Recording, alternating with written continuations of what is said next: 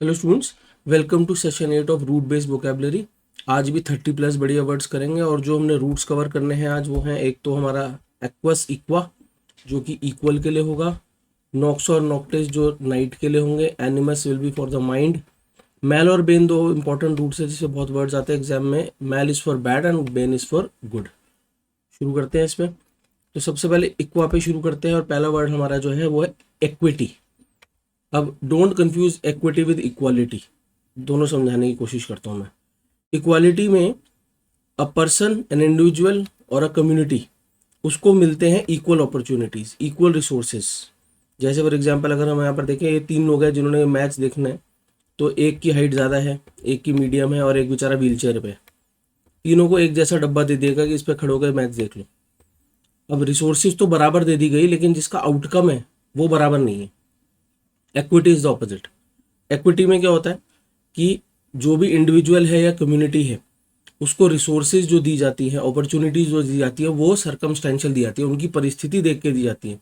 अगर ये लंबा व्यक्ति है उसको डब्बे की जरूरत ही नहीं है खड़े होने के ऊपर। एवरेज हाइट वाले व्यक्ति को 2 डब्बे मिले ऊपर खड़े होने के लिए, और जो व्हील चेयर में था उसके लिए एक रैंप बना दिया गया, जिससे नतीजा जो निकल के आया वो इक्वल निकल के आया।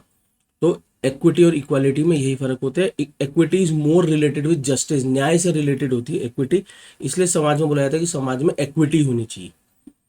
फिर iniquity is the opposite, injustice, unfairness, अन्याय के लिए बोला जाता है। जब समाज में अन्याय हो तो इक्वल अपॉर्चुनिटीज नहीं मिलती, इक्वल एलोकेशन ऑफ रिसोर्सेज नहीं मिलता, तो उसको हम इनइक्विटी या अन्याय बोल देते हैं।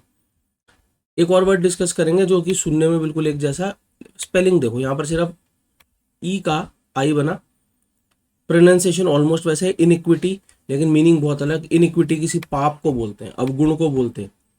If there are many inequities in the society, यानी समाज में बहुत ज़्यादा पापनुमा एक्टिविटीज, पापनुमा गतिविधियां हो रही हैं, उसको हम क्या बोलते हैं? इनइक्विटी बोलते हैं।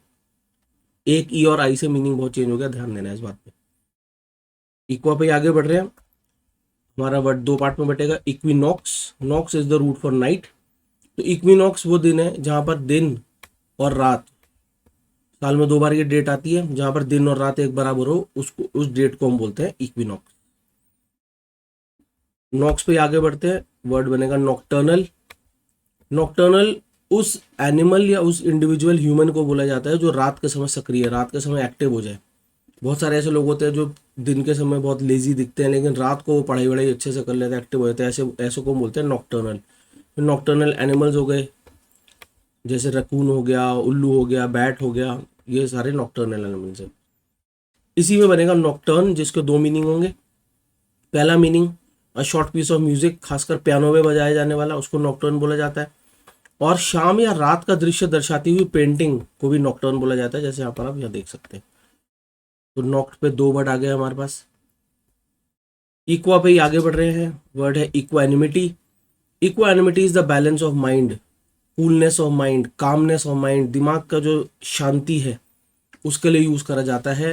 कंपोजर वर्ड भी यूज़ करा जाता है, जैसे हमारे महेंद्र सिंह धोनी जी अपने इक्वानिमिटी, अपने कंपोजर के लिए, अपने बैलेंस ऑफ माइंड के लिए जाने जाते हैं। हर परिस्थिति में एक जैसे दिखते हैं, जीत में भी हार में भी, गुस्सा भी नहीं नजर आता, एक्साइटमेंट भी नहीं नजर आता, तो इसके लिए हम इक्वानिमिटी वर्ड यूज़ करते हैं।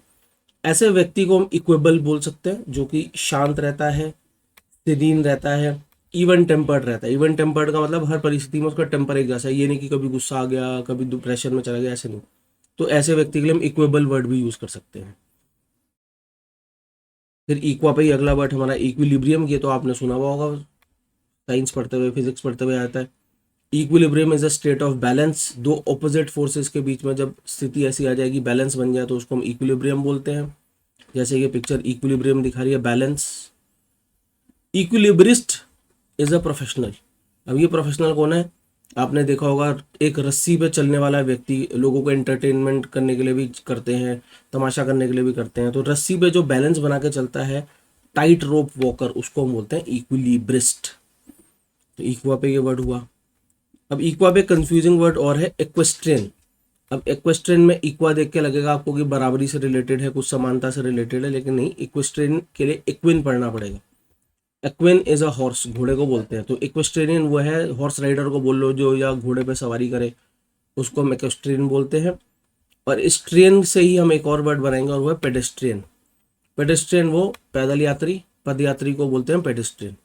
अच्छा, एक और बहुत इंपॉर्टेंट रेफरेंस है कि किसी चीज़ को पढ़ा, आपने कोई बुक पढ़ी और आपने बोला बहुत पेडेस्ट्रियन सी बुक थी, मूवी देख के बोला कि बहुत पेडेस्ट्रियन सी मूवी थी, तो इसका मतलब ये नहीं कि पैदल चल रही थी मूवी, इसका मतलब था वो बोरिंग थी और इसमें कुछ भी रोचक नहीं था। तो पेडेस्ट्रियन के दो मतलब हमने इसमें देखे। सबसे इंपॉर्टेंट रूट्स आते हैं बेन और मैल, बहुत सारे वर्ड्स बनते हैं इन पे।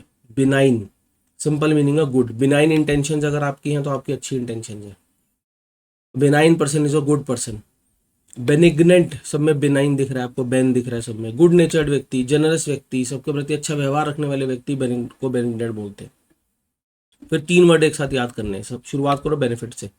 बेनिफिट होता है फायदा, फायदा पहुंचाने वाला बेनिफैक्टर, जिसको फायदा पहुंचे वो बेनिफिशियरी। 3 वर्ड, बेनिफिट, फायदा, फायदा पहुंचाने वाला बेनिफैक्टर, जिसको फायदा पहुंचे वो बेनिफिशियरी।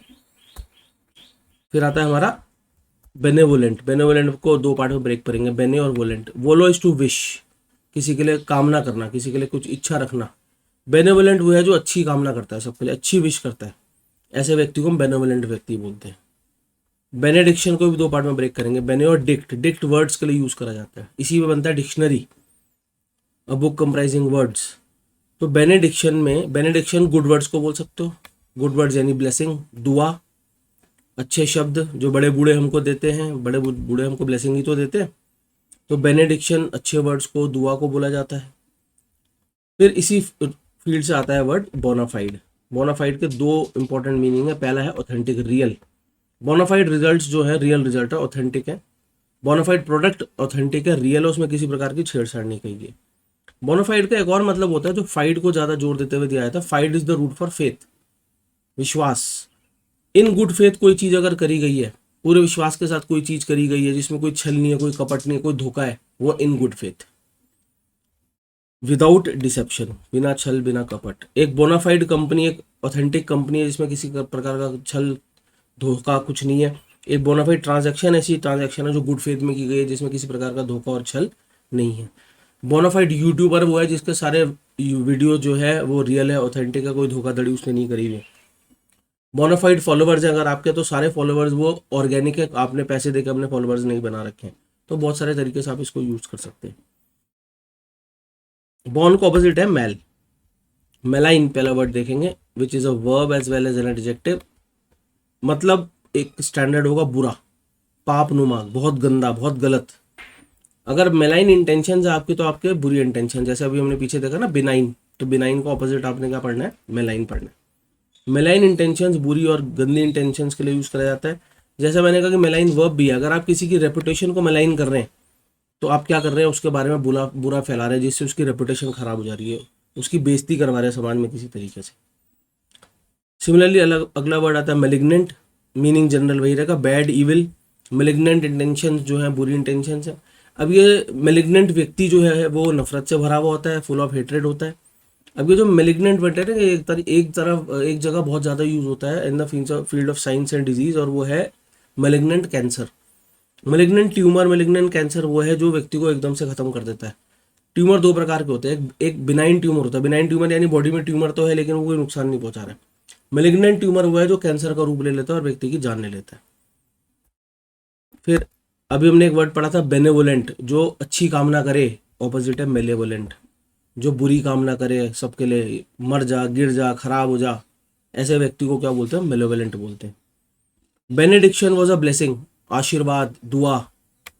मेलेडिक्शन इज अ कर्स, बद्दुआ, बुरे शब्द जब बोले जाएं किसी के लिए तो वो मेलेडिक्शन है। तो बेनेडिक्शन, मेलेडिक्शन, बेनेवोलेंट, मेलेवोलेंट, ऐसे याद करना है इनको। बेनिफैक्टर जो फायदा पहुंचाए, मेलेफैक्टर जो बुरा करे आपको। मेलिफिशेंट कोई भी ऐसी चीज जो नुकसान पहुंचाए, कोई भी ऐसी चीज जो आपको हार्म करे, इंजूरियस हो, मेलेफिशेंट है। ठीक है, बेनिफिशेंट का ऑपोजिट हो गया कॉजिंग हार्म, किसी भी प्रकार की जो इविल एक्ट को भी हम मेलिफिशेंट एक्ट बोल सकते हैं। फिर मलेज बहुत कॉमन वर्ड है, फिजिकल डिस्कम्फर्ट, आपको पता नहीं है कि बॉडी में कुछ प्रॉब्लम हो रही है, किसी प्रकार का आपको लग रहा है शरीर टूट रहा है, इलनेस फील हो रही है, दैट्स अ मलेज, जब एक इंडिविजुअल के लिए यूज करते हैं। लेकिन यही चीज जब मैं समाज के लिए यूज करता हूँ, जैसे करप्शन को बोलता हूँ, करप्शन इज अ मलेज, तो ऐसी बीमारी जो समाज को बीमार कर रखी है उसको क्या बोलेंगे हम, मलेज बोलेंगे। तो दो तरीके से हमने मलेज को यूज करा। फिर आता है वर्ड हमारा मेल एड्रॉइड। मेल एड्रॉइड को समझने के लिए पहले सिर्फ एड्रॉइड में बात करेंगे। एड्रॉइड व्यक्ति जो है बड़ा स्किलफुल व्यक्ति है, एक्सपर्ट है अपने काम करने में। उससे पहले हमने लगा दिया मेल, नेगेटिव सेंस में ले गए। तो मेल एड्रॉइड व्यक्ति क्लमजी है, बेढंगा है, किसी प्रकार का स्किल नहीं है उसके अंदर, काम खराब करता है, चीज दो तो गिरा देता है, कुछ करने को तो ठीक से बनता नहीं, नुकसान ज्यादा करता है।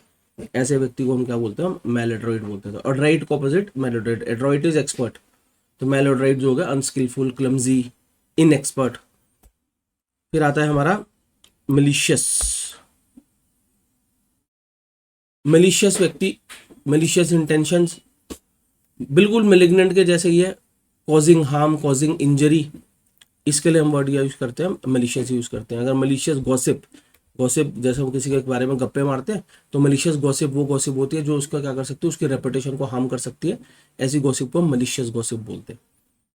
फिर आया मेलेडी। मेलेडी मलेज की तरह, ये भी एक प्रकार का डिजीज है, एलिमेंट है, डिस्कम्फर्ट है जो आपको परेशान कर रहा है, बिल्कुल मलेज की तरह यूज करा जाता है। समाज की corruption is a melody of the society. तो मेलेडी और मलेज ऑलमोस्ट एक जैसे इस्तेमाल करे जाएंगे, जैसे मलिशियस, मेलिग्नेंट एक जैसे इस्तेमाल करे जाएंगे।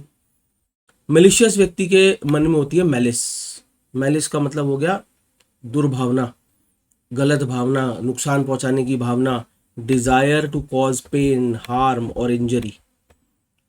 मेलिशियस व्यक्ति के मन में होगी, हमेशा होगी मैलिस। फिर आता है मेल कंटेंट।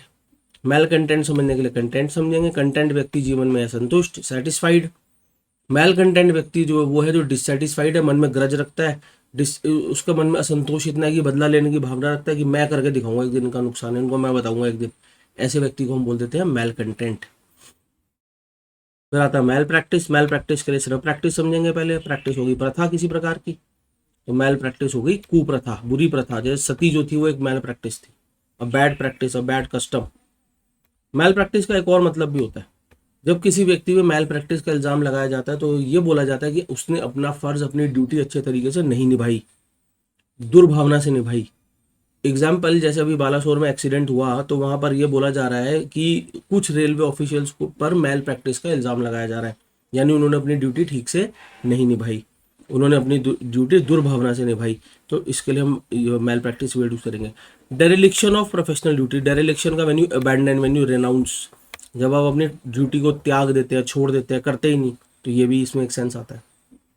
फिर आता है मेल न्यूट्रिशन। उसको समझने के लिए पहले न्यूट्रिशन समझेंगे। न्यूट्रिशन पोषण को बोलते हैं, तो mail nutrition is bad nutrition, unbalanced nutrition, जहाँ पर आपको पोषण जो है बैलेंस तरीके से नहीं मिल रहा है, तो वह है मेल न्यूट्रिशन। ठीक है स्टूडेंट्स, तो मेल और बेन को आप एक दूसरे को ऑपोजिट रख के पढ़ेंगे तो ज़्यादा अच्छा समझ आएगा, ज़्यादा वर्ड्स पढ़ के। अब देखो हमने बहुत कम समय में 30+ वर्ड्स है, 35-36 वर्ड्स है जो आपको पता लग गए। एक बार अपने हाथ से अच्छे नोट्स बना लीजिए, एक आध बार रिवाइज कर लीजिए और वर्ड्स हमेशा आपको। तो इस सेशन में स्टूडेंट्स मेरी तरफ से इतना ही। ऐसा सेशन में लेके और आऊँगा। Thank you.